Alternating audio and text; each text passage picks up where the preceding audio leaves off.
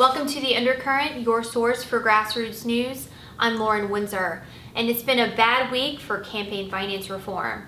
First, New York State Governor Andrew Cuomo removed public campaign financing from his state's budget, despite the fact that he himself had championed the expenditure earlier in the year.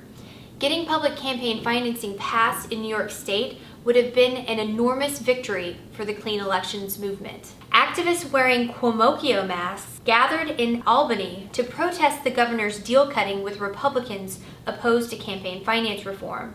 Cuomo is a reference to the cartoon character Pinocchio, whose nose grows every time he lies. On Wednesday, April 2nd, the Supreme Court issued its decision in McCutcheon versus the FEC, eliminating the cap on aggregate campaign contributions within an election cycle for individual donors, and thereby increasing the influence of big money special interests in our politics and economy. Protests of the decision happened around the country, and I headed to the one at the Supreme Court itself. It is a dark day for democracy when the United States Supreme Court rules that the wealthy do not have enough influence in our elections.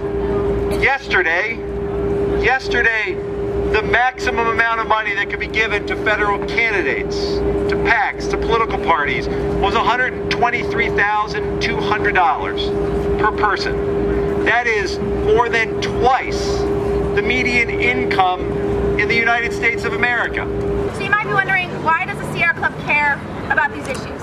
Well, we care because the same people that are polluting our air, our water, and fighting to do that even more are the same people that are fighting to overturn our democracy.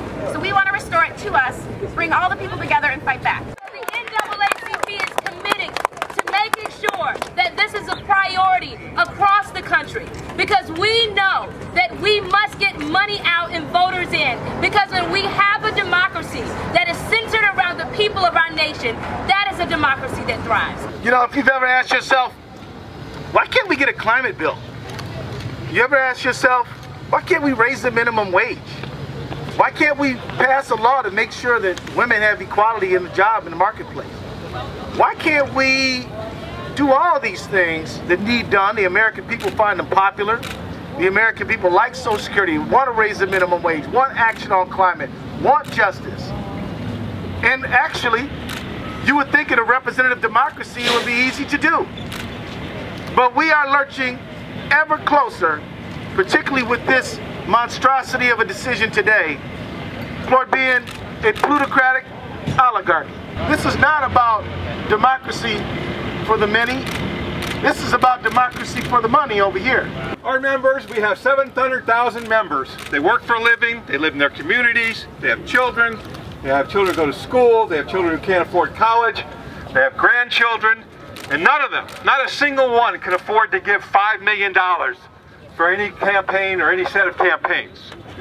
The fact that this court says that $5 million is what you can give is a tragedy, it's a travesty, and it sucks. More than 150 protests occurred in 41 states.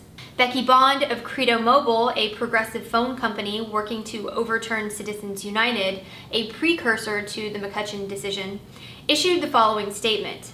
The corrosive and corrupting influence of campaign cash on our democracy is obvious to the American people, and it is astonishing that our Supreme Court continues to rule in favor of corporations and billionaires at the expense of voters and our democratic process.